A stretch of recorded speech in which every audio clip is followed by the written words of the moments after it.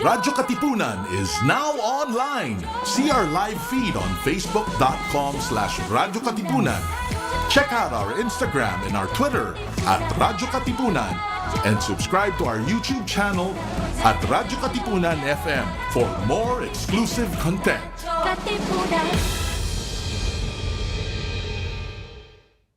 Get your daily dose of inspiration through our music. Follow Justcom PH on Spotify and Justcom Music on YouTube. Basil Valdez, the Apo Hiking Society, And subscribe to our Parokya YouTube ni Edgar, channel at Bukas Radyo Pala, Katipunan FM the Ateneo for Glee more Club, and exclusive many more. content. All homegrown talents at the Ateneo de Manila University. Get to know the current music environment at the Ateneo. Tune in to Himig Ateneo. Himig Ateneo. Listen to the Blue Eagles sing. Himig Ateneo.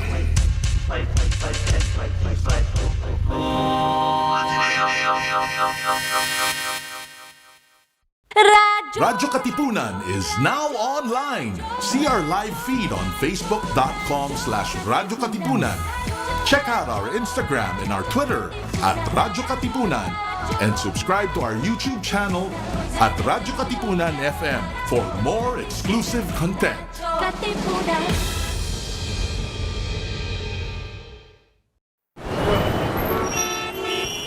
And there was another drive-by shooting. The fire we today reported at downtown. Blue Fire Hall is still burning out of. Do you sometimes feel confused or lost in the complications and complexities of life?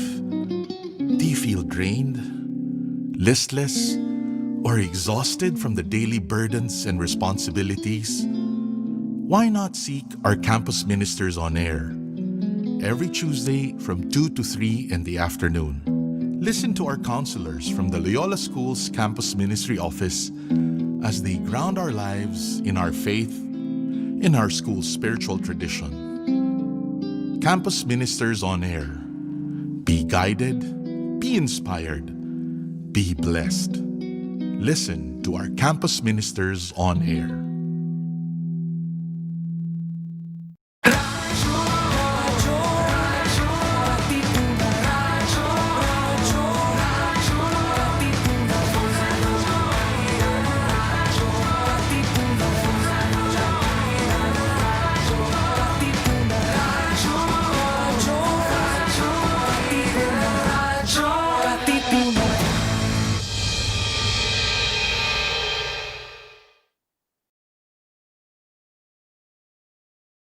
Radyo Katipunan 87.9 FM.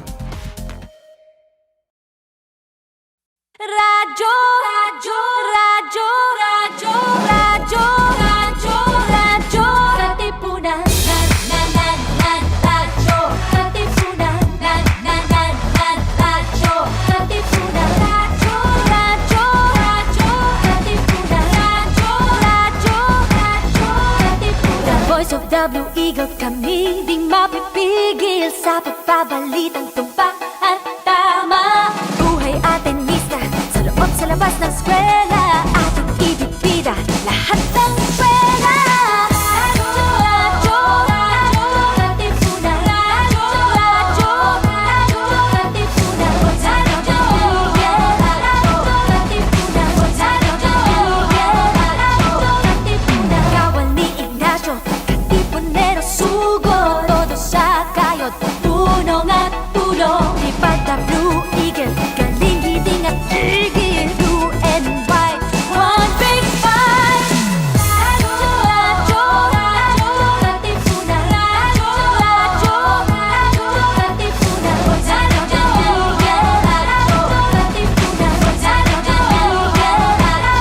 Katipunan. Radyo, Katipunan. Radyo, Katipunan. All right, what is up, Blue Eagle Nation? Thank you again for tuning into us over here at Radyo Katipunan 87.9 FM. You're hanging out with me as always, Anthony. I know it's been a rough couple of days for us.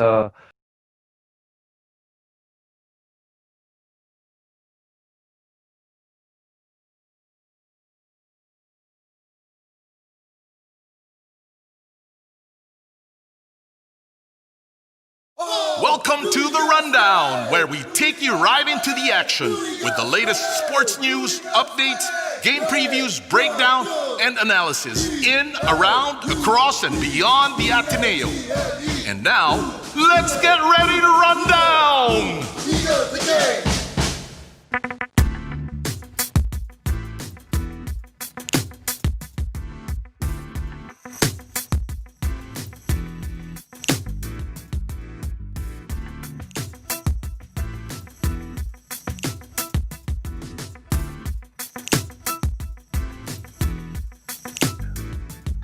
All right, what is up, Blue Eagle Nation? Thank you again for tuning into us over here at Radyo Katipunan 87.9 FM.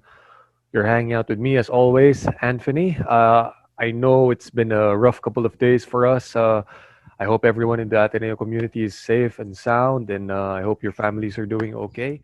So we're here to help, brighten up your day with some football talk because we welcome back on the voice of the Blue Eagle, former Ateneo goalkeeper, and now he's manning the nets for Maharlika Manila FC. No other than Enrique Ortiz. What's going on, bro? It's all good. Post bubble life. Yeah, it's nice to be home. All right, Enrique. So given the recent storm and the calamities that we've faced, it's nice to hear that your teammate and of course club founder Anton Del Rosario, he's in fact starting up a fundraiser for Typhoon Ulysses victims, right? Yeah. I think he's working with the rest of the league and some of the other players, big name players like Shaw, in the league to raise money for victims. Auctioning out shoes and jerseys and stuff, and they've also put in money, like their own money, which I don't expect anything less from these guys because they're such nice guys. And Anton as well, I've been working with him for the last few months, and then I've known him, played against him in the sevens, and he's really a nice guy, and he just wants to give back to the community. Definitely. Like it's always good to be, to be part of a club whose founder, is taking initiative in times like these. So props to him, props to Maharlika for that. So Enrique, last time we talked, it was SEA Games preparations, that far back. So I was called up to do stadium announcing. You as well, you were doing some logistical stuff for the PFF.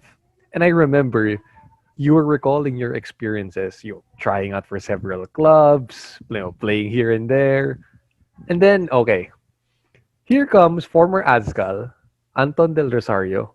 He establishes a club in the middle of 2020, in the middle of a pandemic, in the wake of, controversy surrounding some disbanded clubs. And then Maharlika secures a provisional license from the PFF right in the nick of time to become the PFL Bubble season's sixth and last participating team. I mean, and I hear news about, players just receiving 1 peso salaries on paper, and you're just playing, and your sole reason for playing is like what Michael Jordan says, for love of the game. Like, what personally drew you to this approach by Maharlika to build the club just for sheer love of football?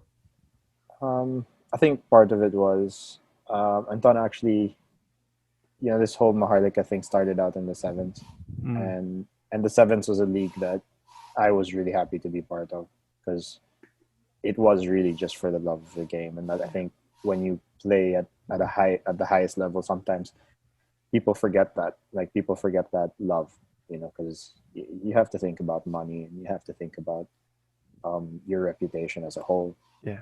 And I think because of that, as you're going through, even in UAAP, as you're going through the ranks and things like that, you forget why you play the game, and that's really because you love the game, and that's because you want to have fun. Yeah. And that's what this team was kind of founded on. Like, that's the basis of the foundation of this team. And for me, that's what drew me in because, I started my playing days at Nomads, and we were compensated when we played in the first team, but it wasn't much. We weren't like Global or Meralco at the time. who were spending lots of money on their players. But we kept up with them because we just liked playing football. We loved playing football. We loved playing for the club, and we loved playing for each other. And when Anton brought us in to this idea, that's pretty much what he pitched all the players. And he said, look, in terms of money, we understand that you guys will need it. And if we have any to give, we'll give it. But right now, pandemic, it's kind of hard. Of course. And, he wanted to build something from the ground up, and to be a part of that was an opportunity that a lot of us looked at and thought, who wouldn't want to be the first in the first team, like first ever team of a new club? Yes. That's something you could say for the rest of your life. For sure. And doesn't it take you back a bit to, when you first started playing football, right? It's the childhood dream. It's not about the money. It's just falling in love with the game, right? Yeah, definitely. Because, like, I know a lot of the guys who came in. Like, some of them I played with at Global. Guys like Jerry Barbaso and David Basa, Yeah. Charlie Beaton. Like, some of those guys I've played with before. And at that time, like with Global, like it wasn't a great situation in terms of financial, how it was financially. Everyone knows how that ended up. But those guys like David Basa and Jerry Babasa and Charlie, these were the guys who were really just staying around because they wanted to play football. And I think the setup of Maharlika was perfect for them. Right. Yeah. And it's a philosophy that it's surprising that even veterans like Waco Cañas, Misag, Jerry Barbaso, you mentioned, they all bought into this philosophy and they were all on board with it, right? Well, that's what it is. I mean, like you look at why the club was set up, and it just aligns with why they started playing football, because most of those guys like Jerry, guys like Misag, they weren't always earning top money for playing. The league only really blew up, and they were already in their, I would say in their prime. Most of those guys could still play. Circles around most of the people in the country, but when they were in their prime, with the exception of maybe Waco because he wasn't in the country, but when Misag was coming up and Jerry was coming up, all professional football was kind of new. Yeah. It's not as big, like in terms of money, and the players weren't getting paid as much as they are now. And for them, that's what it was about. Back then it was more competitive, I would say, because teams were a bit more evenly spread. And Right. I think they looked at that like that's how it was, and that's how they wanted it to be. Right. You know what? I really like the tagline, "Kuponan ng masa." Like, what does it mean for you to play for a club that is, it's kind of like by the fans, for the fans sort of feel, right? Yeah. Well, yeah. I mean, for me, I'm not really an out there, like, because some of our teammates are very good at the Instagram and the Facebook posts and all of that. I'm not one of those guys. The most I'll probably do is come out and do these podcasts because I like talking to some of you guys. But yeah, I think it's great because for most of my football career, playing for Nomads, and especially playing for Nomads actually, and playing for Global, but mostly playing for Nomads, I'd never had that like connection to the fans, because Nomads, we had our own little niche of fans, most of which were girls who like foreign guys. And I wasn't even a foreign looking guy, so they weren't exactly my fans, but they knew I was there. Like I was the only, like, one of the 3 Filipinos in the team by the end of it.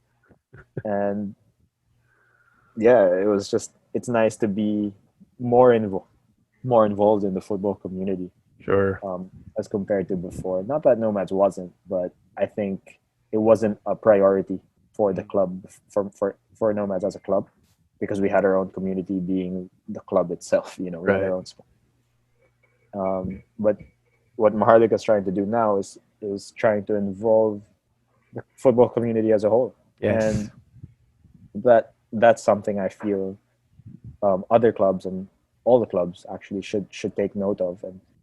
And I can see that clubs like United City are doing it. Kaya's been doing it with Iloilo, and it's becoming more like that. And I think that's the most important thing for football to grow in the country. They need to look at the sport like Right. we can be there. We can do that, and they can. Yeah. I've met so many, and it's sheer talent and determination that brings them up. Sure. So it's not that I don't think sport ever discriminates. Mhm. Sport on its own never discriminates, and I think by doing this, the league and the country is opening up to new players. That for me is the most exciting part. Right. Right. Good you pointed that out, Enrique, because I read about Anton allotting spots on the team for youth players, and then your coach Roxy Dorlas, he previously handled national youth teams. So there's a lot of grassroots involvement with the club, and that's really good to see. Yeah, definitely. I mean, it's a shame that we couldn't, with the restrictions of the ITF, being that we couldn't bring any underage players, like under 18 players. But we originally had a good group of under 18 players, of youth players from GOM, which Darren Hartman, is the head of. And I've been training. I started training with GOM in the beginning, the end of last year, and like I needed to keep fit, in the off season. So I helped out Darren. Darren's was my first coach. Darren and Roxy actually were my first coaches. Oh. So yeah, so I decided to try and kind of go back to my roots and train with Darren, and because of that, I see a lot of the talent that he's brought up that Roxy wanted to bring to the squad as well. It's a shame that they couldn't go with us, because they would have changed a lot, and you would have seen how good the youth players are. Wow. I think people don't realize the ceiling that's there for the Philippines in terms of quality, because these guys are doing things that at their age I could only wish that I could do. You know what I mean? Like it's an interesting thing, and they're looking straight into going to playing professionally. Yeah. Which as a younger player before, I never I looked at it and I thought, maybe I should just go to college. You know what I mean? But these guys are like, no college. We want to go straight to pro, which I think is so brave, because it's not exactly the route taken by people here. Yeah. But if you want to compete at the highest level, you have to go for things like that. Exactly. And the sooner that they can, bridge that gap and level up their play, right? I mean, that's gonna elevate the game on all grounds, right? Yeah, definitely, because they have the skill. Like most, like we were supposed to get 3 players for Maharlika from GOM, and I've trained with them. I've played with them for months before the pandemic. And I know that skill-wise and technically they're already at a top level. Right. They just need to learn, all the little things like, that experience brings, and to grow a little bit physically, of course, because it's a man's game, and when you're playing against men, sure, you got to grow. You got to put on weight. You got to run faster, be a bit stronger. Things like that. But if your technique is good, that will carry you through and you learn. So, it was a shame that we couldn't bring them, but I'm sure in the future, they'll be picked up, or if they just decide to stay with Maharlika, they'll definitely get minutes in. Yeah, can't wait to see that, when you bring the young guns on board. So, okay, Enrique, team philosophy set, playing for the fans, just playing for the love of the game. But your opening game against Kaya had to be delayed due to the weather, a bit of a COVID scare going on. Like, was there a certain sense of nervousness or like fear among you guys, like, you know what, the games might be scrapped, or the 2 week bubble season, it's just only 2 weeks, but it might be canceled? Was there anything going on like that? Well, originally we were supposed to play against United City as our first game. Ah, So because of the change in schedule, our preparations kind of changed as well. Because okay. obviously tactically it's a bit different, Yeah. you know. And the fact that Wako and Kim couldn't come, Mm. um, because of things that we couldn't control, that changed a lot in Yeah. the lineup as well. And a lot of things, so many obstacles that as a team we had to go through. Again, being delayed as well. A lot of people were like, we have to be here another how many days. Mm. It was hard. Like, I'm not gonna say that it wasn't, because Yeah. it was. But we powered through it, and we found out Kaya was our first opponent, and the mindset was the same, and that's at this level, when your mindset is a certain way, Yeah. that's the most important thing. And the Mm. mindset of the team was, doesn't matter who we play against, that first game we're going to come out strong, and we did. 1-0 against a top team like Kaya, a team that I actually thought could win the league this year. Mm-hmm. They had a realistic shot at Yeah. winning the league this year, and against a team like that, 1-0, and we had chances as well. Yeah. It could have easily been 1-1 or 2-1, even if in our favor, if we were a bit lucky. That it was a good result. Right. It was a really good result. Right. So Enrique, end game statistics for that game against Kaya. 18 shots for them, 10 on goal. But there was this guy by the name of Henry Fong who denied Eric Giganto, Kenshiro Daniels. Only one got past him. It was Jason Panhay's shot.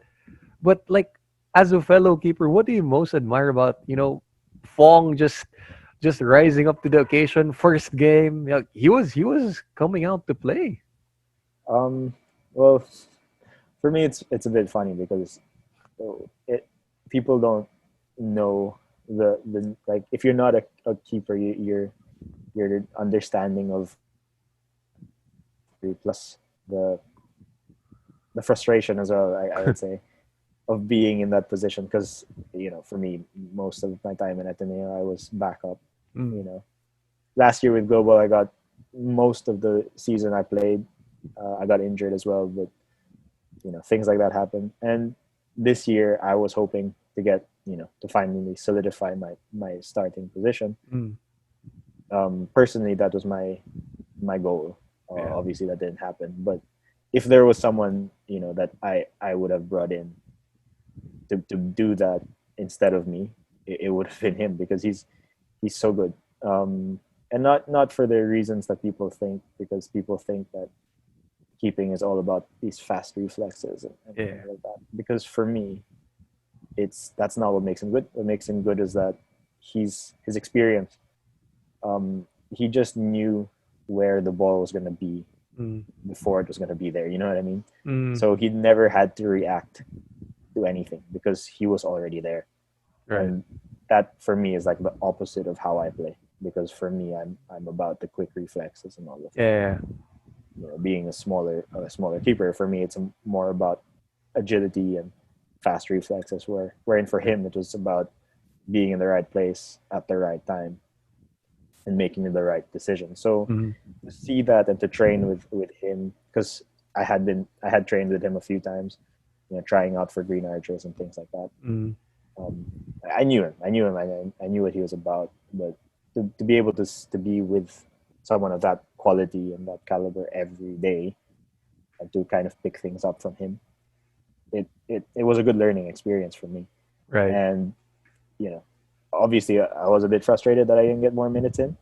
But if it was for someone that I knew I was better than, then maybe I'd be not okay with it. But because I knew that it was someone capable, Yeah. you know what I mean? Like it's fine. Like it's Right. fine with me. Like it's fine. It was fine with me in Ateneo when AJ was playing all the games, because we all know how good he is. Yeah. And sometimes you just gotta accept. You know, Mm, so things like that happen, and you got to learn. It's all about learning. You know, right. that's what it's about, really. And it's Yeah. like for you in your case, like you've experienced being a backup keeper. So it's building that, like how do you do that? Like you just build trust and confidence in your fellow keepers that you know what, whoever is gonna be between the sticks, he'll be ready for the job. You know, it's about just trusting your guy. Yeah, because I think we understand how lonely the job actually is. It's hard. You know, Mm, you make a mistake, and you know, strikers and midfielders, they make one or two mistakes every game, mm, like at least. You know what I mean? But if you make a mistake, costly. it's you're done. You can make. We've had, you know, players in the highest level make one or two mistakes, but because they're high profile and they're Yeah, big mistake, they never recover from that. yeah. And I think having a group of teammates who understand the gravity of your position, it helps. Mm, Until now, I still talk to AJ and Ken James and mm, Gavin and Ryan Cole. I still talk to all of them because we talk football. You know, we mm. talk football in the perspective that only we know, Yeah, which is the goal. And it's the same. It's the same with Henry and Cedric and with Nelson last year. Um, it's it's a special thing, I yeah. think, to be part of that. And even if you're not the one playing, Mm, um, for whatever reason that may be, even if you're not the one playing, you'll still kind of push for your teammate to do well, because if he doesn't, chances are you guys are going to lose. right. So you kind of need him to do well. But yeah, that's the nature of it. That's the game. I kind of like it though. Like you have a fellowship of keepers sort of thing going on. Yeah, it's a little union. It's the GK union. Um, some people don't think it's a real thing. I do, because you know, when you've been around for so long. And it was funny actually, it being in the bubble, Mm, because my roommate is not a keeper. My mm. roommate is a field player, and walking around the bubble, you know, face mask, face shield, you know, Okay. I would say hi to all the keepers because we all kind of know each other. You Right. know, um, like for example, one of the keepers of United City, Mm, Ron Bayan. mm. I tried out the under 19 national team with him. So a few weeks we were together training. The same Okay. thing. The same thing with Ace, with Nueva, Uh-huh. and Kai, Zach Banzon, Ateneo. You know what I mean? Like I knew most of them.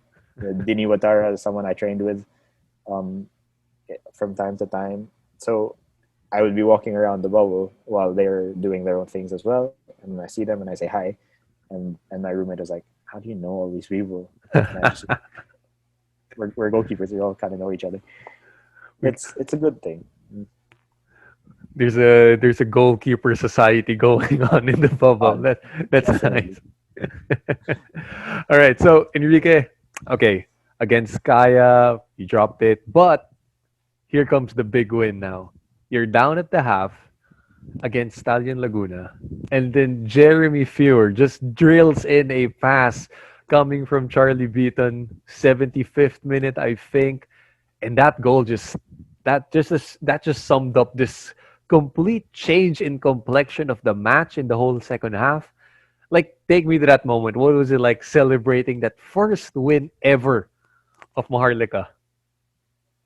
Yeah, I think it was like a weird thing because it was surprising, but we weren't surprised Mm, because we knew we could do it. Like there was it was one of those things where when we were on the bench and even before the game, we kind of looked at the match like, you know, this is a realistically winnable match. yeah. You know, they're missing a couple of key players, which, you know, they're always gonna say made a difference, Hmm.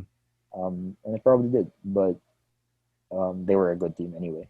You know, Stallions is a team that you expect to be uh, top three. You know, they were last year, Mm, and you wouldn't expect anything less. But I think the belief is what kind of pushed us through. right. Um, because because we never at any point in time in that game thought, we could lose this game. And that's really what did it. And I don't think it really mattered who exactly would have been there to score, whether it had been Jeremy or Jose who scored the first one, or Charlie, if it would have been the other way around, or Charlie or MJ. I think either player, maybe not me, but I think any of those players would have scored, just because we knew that we would win that game. At halftime, 1-0 down, we were kind of looking at each other like, yeah, okay, we're losing, but we know that we are better than them today, and we know that we wanted more than them today. And we did, and we won. Right. And you know what? Anton just praised the all around effort of guys just wanting to make a name, just wanting to make a statement. From Gary Epeso, you mentioned Michael Libre, Mateo Yuchico. Like Anton was high praises for everyone. Like how much of this, Enrique, was all about this desire to get, we got to get some respect on Maharlika's name. We know we're the new kids on the block. We know we're a late addition, but you know what? Teams got to respect us for us being here. That for me was what the whole season was about, and the Stallion game was what was like our trophy in a way. Yeah. Because that's where we really got to show it. The other games were more difficult in the sense that fatigue started to kick in. In the first game, Serge got injured, and Serge was massive loss. Right. He was an engine for us. When you're missing a player in a 20-man lineup, when you have to play 5 games in 12 days, you're gonna miss a lot of energetic players, players, because it's just not there. The energy after a while, it does get less, and I think the other teams will tell you something similar, because it's a lot of games in a small amount of days. From not playing any football for 6 months to kind of going straight into it, injuries will happen. Yeah, tiredness will set in, and well, for the most part, I could tell you that the guys weren't exactly tired. Like, there were a few knocks here and there, but I don't think there was so much like want in this team. Like the team really wanted to go out and then perform, that I don't think they really cared how tired they were. Like I think Anton was the perfect symbol for that, because he has a broken hand now, and he played pretty much 3 games with a broken hand. Wow. Yeah. Well, 3.5, because it broke in the Kaya game, I'm pretty sure, and then he just kept playing. Yeah. He didn't play the last game because of a red card, but he played through it, and that sums up how we were as a team. Yeah. We didn't care. We didn't care, what was in front of us. We just played for the love of the game. Like that's what it came down to. That's it. And like Anton was even saying post game that, what he was talking about to even the guys who weren't there with you, like even Serge Kaole, who wasn't in the lineup due to injury. Like he was saying, you know what? Don't fret. Your time will come. Like everyone here was important, and you just gotta embrace the moment, right? If the opportunity presents itself, just go for it. Well, yeah, definitely, because that was something that he told me as well. Because my frustrations were there, of not getting the minutes that I wanted. Yeah. But not to take anything away from coach or Henry, because they did what they think was right. Yeah. And it was like Henry did a very good job, and I can't say that I would have been better. Yeah, I can't say that, because he did a great job. Right. And I think that was part of my frustration, is because I had nothing to kind of fall back on except for myself. Yeah. And I thought it was very nice about it. He was saying, what, you're young, your time will come.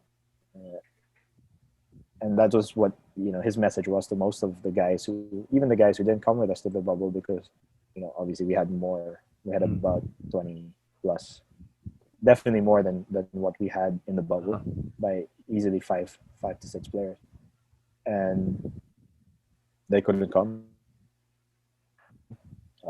because of the restriction on how many players could come. Right. And he said the same thing to them. He was like, "Look, I'm 38 years old. Some of these guys are on the tail ends of their careers, and you know, if you're here, you're here for a reason." And, yeah, that's kind of what I kind of stuck to, the whole time, really, until now. I would say. And that's just the perfect mindset to build up on, right? For games to come, just believing that, okay, I'm in this position for a reason, and if my number is called, I'll be ready to go for it. That's Yeah, what it's all about. definitely. That is what it's about. So, Enrique, okay, every footballer knows for every big win, there are deflating losses. So, you're here, Maharlika's first win, and then you go to back tough losses. I mean, I can't explain it other than that's the roller coaster ride that is football. So, okay, losing by 10 to a Stefan Schock led United City. You know what, you kind of know that these games do happen sometimes. But when you drop the very next game, where I don't want to go into to so much details over here, to some very, let's just leave it at controversial calls impacting the overall complexion of the match. I mean, Anton was very critical of this afterwards. He even got carded for it, right? That's a whole nother level of just disappointment. This Enrique, back-to-back games of this gravity. Like, how are you able to just regroup as a team? You know what, and just stay focused, remain mentally tough. I know it's difficult to swallow, but you got to put these behind you, right? At some point. Well, for me, obviously it was a bit frustrating because the only game I played was that United City game, and I came in for Henry because he was injured. I don't think people actually thought about that because we watched every game. We had nothing else to do in the bubble. We watched every game after the game. Yeah. Just to see what we could do different. Me personally, I had a lot of things that I had a little note of what the things I could have done better. Yeah. Things that I can work on in training, things like that. But a big part of why they beat us so badly is because they respected us so much, and they Right. respected what we were trying to do, and they said, it was kind of like a hazing, like a rookie hazing of some sort. They're like, you guys are the you guys, this is what we're about, and we're not going to put our weak team and disrespect you like that in the middle of the season. They wanted to stamp their authority onto the team, and they did so out of respect, I would say. And they did. The quality of that team is insane. Like, Stefan Schock, for me, he's probably the best player in the country, if not, top 5, top 10 player in Southeast Asia right now. And he can play anywhere. You could put him in the wing, you can put him in the midfield, you can put him anywhere. Because he does. He plays everywhere. The guy was everywhere. Yeah. And when I was playing, he was only there for about 20 minutes. But in that 25 minutes, he probably, of the 6 goals that I let in, he probably made 4. You know what I mean? Like, he's that guy. He's their guy. OJ as well scored a penalty, which that personally bugged me because penalties were kind of my thing. Yeah. And then he scored some ridiculous top corner goal, which we were looking at it after, and they were just like, we can't do anything about things like that. They just happen. But yeah, it sums it up. That was the 10th goal as well. That screamer from OJ, and that kind of summed up what it was. They tried to take the fight out of us, which in a way they did. Obviously, the guys played hard until the end. But when you're playing against top quality players like that who train well and play well for as long as they have, it's hard. It's hard. With the second game, the ADT game, yeah, the refereeing wasn't great, and even in the game before, I would say the refereeing wasn't great. A couple of goals probably could have been avoided had the referee been a bit better. Mm-hmm. Um, but that happens. Uh, Growing up here, um, we don't. I wouldn't say that the referees are bad. That's a pretty big statement to say, but there are some calls here and there that are missed, and we've Right. I've kind of just accepted that that's part of the game. The frustrating thing is that a couple of calls went their way, and that really changed the complexity of the game of Right. what was otherwise a really really competitive game. Mm-hmm. And take nothing away from ADT, I think they were the kind of the bright spot of the season, because most of those guys were younger than me. Yeah, they are. Two or three players who are, I think Kennedy's older than me, and Anthony's older than me as well. There's probably one or two guys who are my age, but other than that, they're all young guys. And for young players to go out and do what they did, I think again speaks volume of the potential of the country. Right. All Filipino, they're all Filipino. That's another thing that can be said. But people don't actually talk about a lot when they're talking about ADT, is the fact that they're all Filipino and they don't have any foreign players that they rely on. Wow. They don't have guys like Lopez Mendy Mhm. of United City, who scored a ton of goals for them. The African player of Stallions as well scored all their goals. They're all Filipino, and that's, people don't talk enough about how bright the future is for the country because of things like the ADT. Right, right.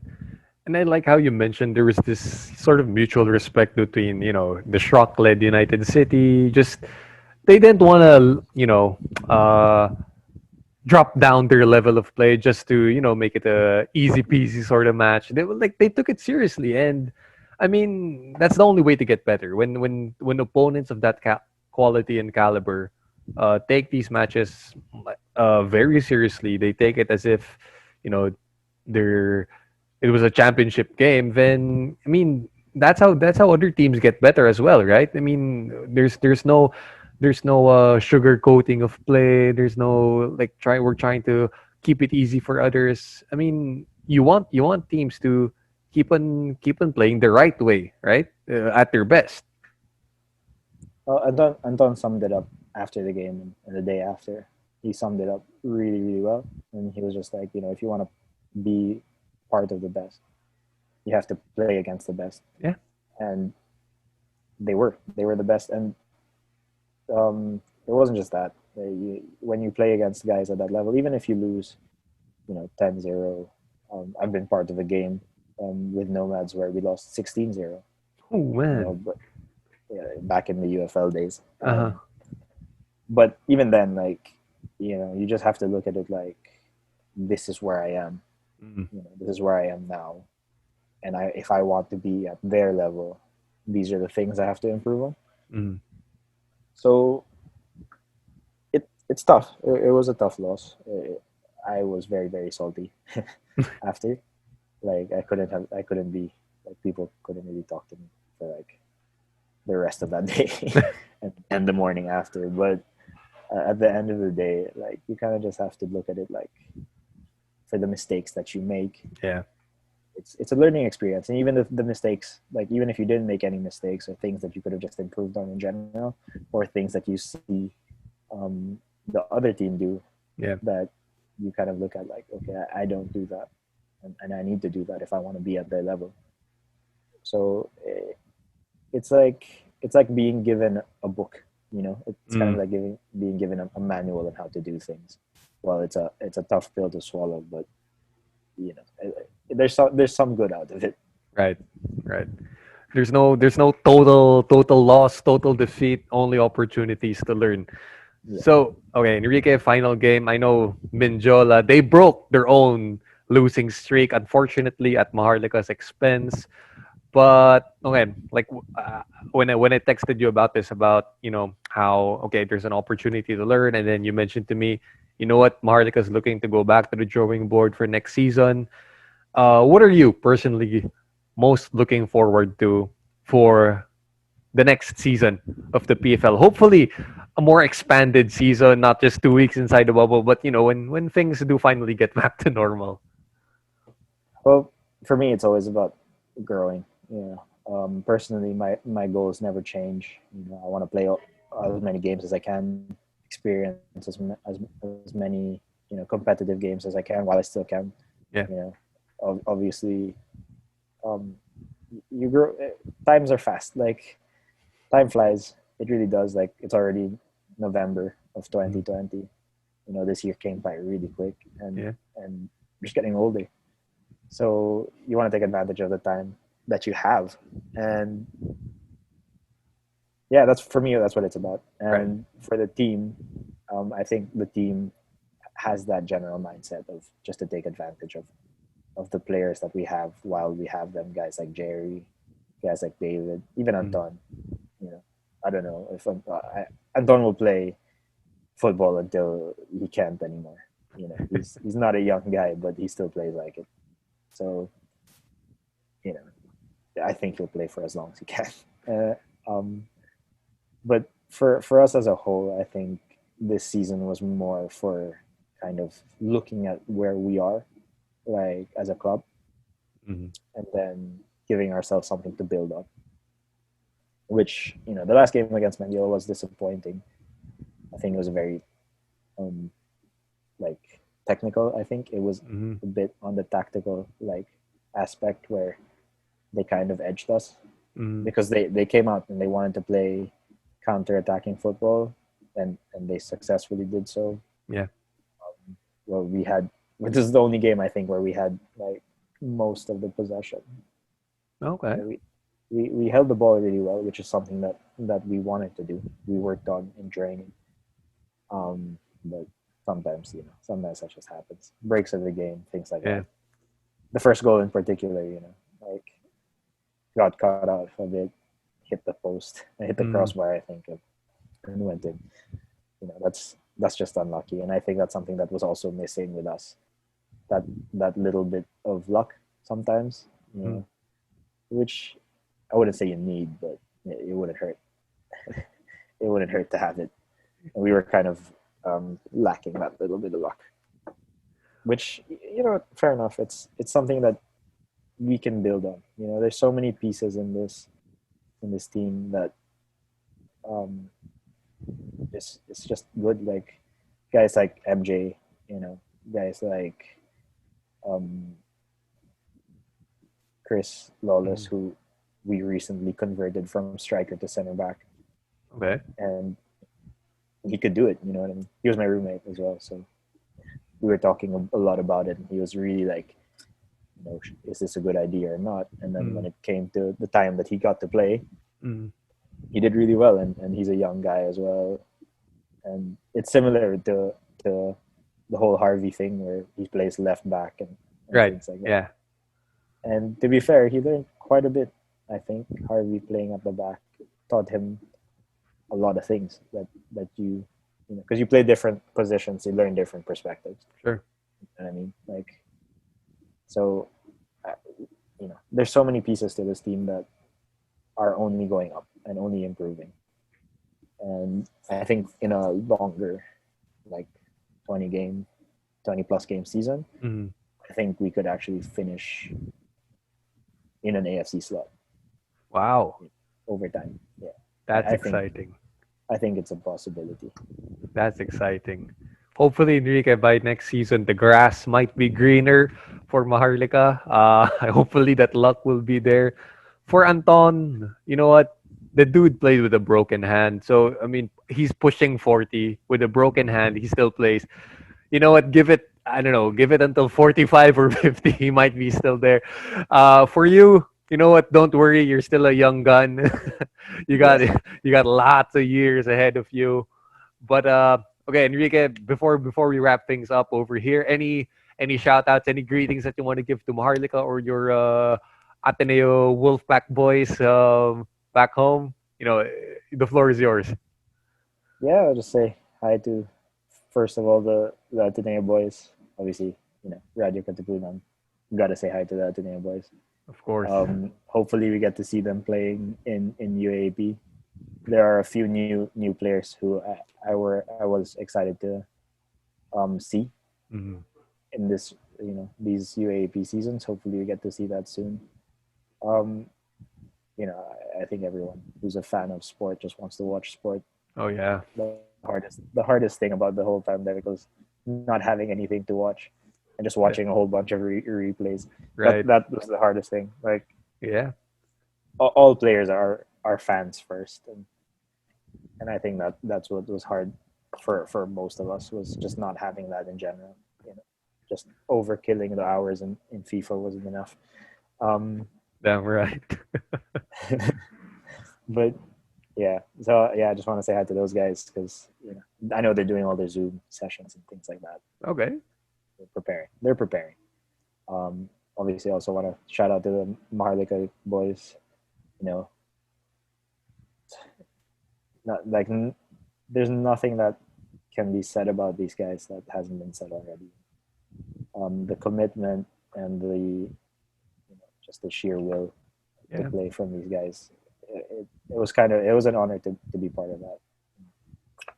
Yeah, hopefully, not too long from now we get to see more PFL, more UAP, just more sport in general.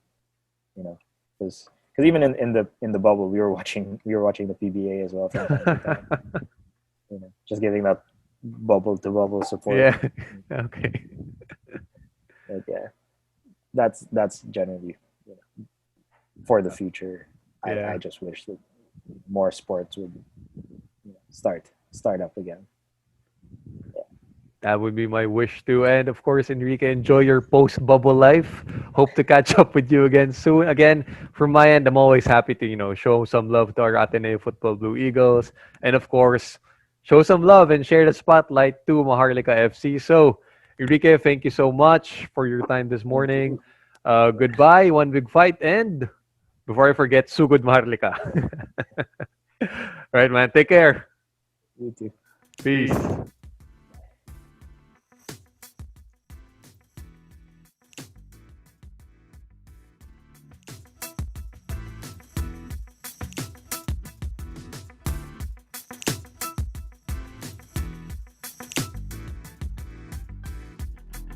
Welcome to the Rundown, where we take you right into the action with the latest sports news, updates, game previews, breakdown, and analysis in, around, across, and beyond the Ateneo. And now, let's get ready to run down!